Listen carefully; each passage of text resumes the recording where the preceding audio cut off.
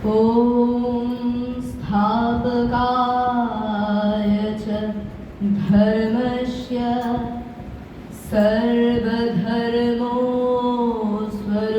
सर्वधर्मस्वरूपिणे अवतारवरिष्ठाय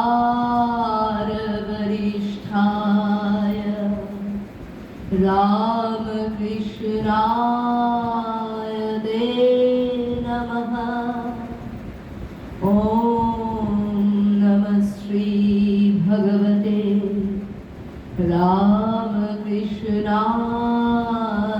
ते नमः। ॐ नमः श्री भगवते रामकृष्णाय ते नमः। ॐ नमः श्री भगवते रामकृष्णाय ते नमः। ॐ भद्रं कर्णेभिः शृणुयाम देवा भद्रं पश्येम वायुर्यजत्राः स्थिरैरङ्गैस्तुष्ट्वागुन्तत्यनुविद्यशेम देवहितं यदायु। ॐ शान्ति शान्ति शान्तिः। हरि ओम्। सहना भवतु सहनो भुनक्तु सह वीर्यं करवावहै तेजस्विनावधीतमस्तु मा विद्विषावहै। ॐ शान्ति शान्ति शान्तिः। हरि ओम्। আজকে এখানে উপস্থিত সকল দর্শক বৃন্দ সবাই আমার গুরুজন, সবাইকে আমার প্রণাম এবং আমার এখানে দাদা দিদি ভাই বোনদের আমার ভালোবাসা। জয় ঠাকুর, জয় মা, জয় স্বামীজি। আজকে আমি স্বামীজির জীবনের কয়েকটা ঘটনা বলবো। স্বামীজি বলে গেছেন যে সত্যের জন্যে সব কিছুকেই ত্যাগ করা চলে, কিন্তু কোনো কিছুর জন্যই সত্যকে ত্যাগ করা চলে না। স্বামীজি এই উক্তিটি সারা বিশ্বে সবার সামনে রেখে গেছেন। স্বামীজির স্কুল জীবনের একটি ঘটনা। ক্লাসে ভূগোলের স্যার এসে স্বামীজিকে একটি প্রশ্ন করেন। স্বামীজি সেই প্রশ্নের নির্ভুল উত্তর দেওয়া সত্ত্বেও মাস্টারমশাইয়ের মনে হয় যে স্বামীজি ভুল উত্তর দিয়েছেন, সেই কারণে তিনি স্বামীজিকে শাস্তি দেন। কিন্তু বালক নরেন্দ্রনাথ বারবার প্রতিবাদ করে বলেছিল যে আমার উত্তর ভুল হয়নি, আমি ঠিকই বলেছি। মাস্টারমশাই তাকে আরও রেগে যান এবং স্বামীজিকে নির্দয়ভাবে প্রহার করতে থাকেন। পরে স্কুল ছুটি হয়ে যাওয়ার পর বাড়িতে এসে মা ভুবনেশ্বরী দেবীর কাছে স্বামীজি বলেন যে মা, আজকে স্কুলে এই রকম ঘটেছে। তখন মা ভুবনেশ্বরী দেবী স্বামীজিকে বলেন, বাছা, ফল যাই হোক না কেন, তুমি যদি কিছুকে সত্য মনে করো তাহলে তুমি তোমার সেই সত্য কাজে বা সত্য কথায় অনড় থেকো, তা থেকে কখনো বিচলিত হও না। পরে স্বামীজি তার গুরু শ্রী রামকৃষ্ণ পরমহংসদেবের মধ্যেও এই মনোভাবই দেখেছিলেন, তাই তিনি সমগ্র বিশ্বকে এই কথা বলে গিয়েছিলেন। স্বামীজি এক গুরু ভাইয়ের সঙ্গে একটি বাড়িতে উঠেছেন।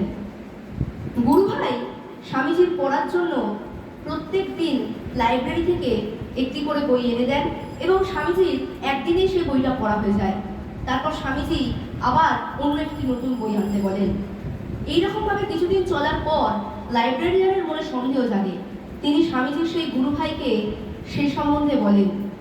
একদিন স্বামীজি এ কথা জানতে পেরে নিজেই লাইব্রেরিয়ানের কাছে গিয়ে বলেন, তোমার যদি সন্দেহ হয় তাহলে তুমি আমার পড়া যে কোনো বই থেকে যে কোনো জায়গা থেকে আমায় প্রশ্ন করতে পারো।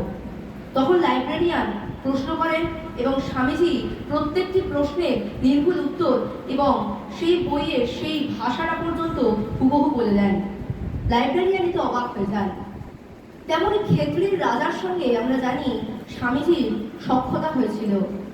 ক্ষেত্রের রাজা লক্ষ্য করেছিলেন স্বামীজি যখন বই পড়েন তখন স্বামীজি কেবল পাতার পর পাতা খালি উল্টে যান, তাতেই তার বই পড়া হয়ে যায়।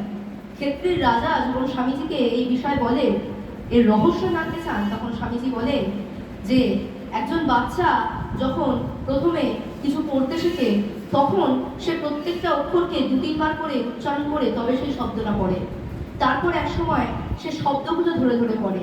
এইরকম করতে করতে এক সময় সে বাক্য ধরে ধরে এবং তারপর সেই পাতার পর পাতা উল্টে গেলেই তার পুরো বইটা পড়া হয়ে যায়। আসলে একাগ্রতা এবং মনোসংযোগী সব। এরকমভাবেই মঠে এনসাইক্লোপিডিয়া ব্রিটানিকা আনা হয়েছে 11টি খণ্ড। এই এনসাইক্লোপিডিয়া ব্রিটানিকাটি স্বামীজির ঘরে রেখে দেওয়া হয়েছে।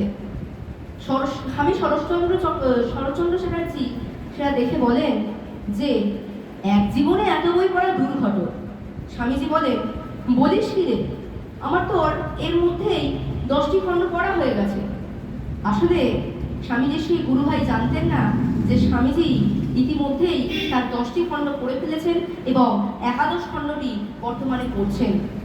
স্বামীজির জীবনের এই ঘটনাগুলি থেকে আমরা বুঝতে পারি যে স্বামীজি বারবার বলতে চেয়েছেন যে আমরা যদি কিছু মনোযোগ সহকারে পড়ি এবং একাগ্রভাবে পড়ি তাহলে খুব কম সময়ের মধ্যে আমাদের সেটা পড়া হয়ে যায়।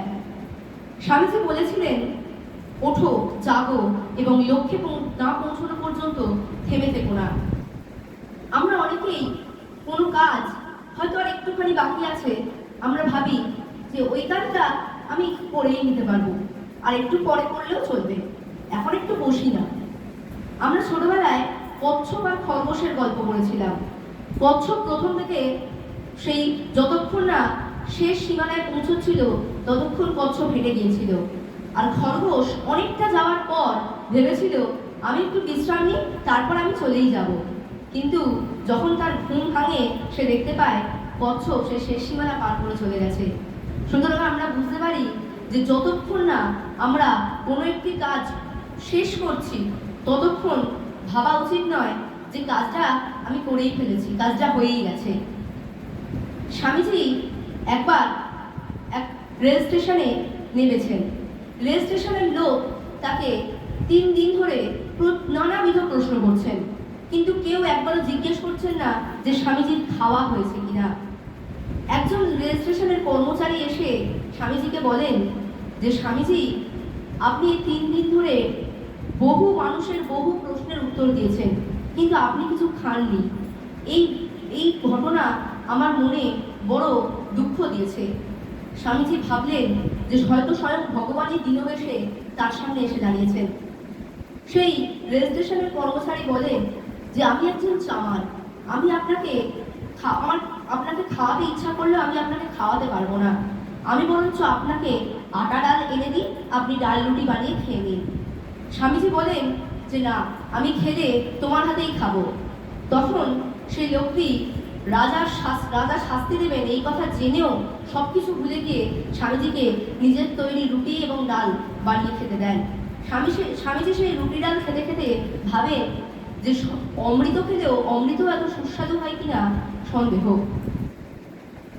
আমি আগেই বলছি যে স্বামীজিকে এক জীবনে পুরোপুরি জানা অসম্ভব।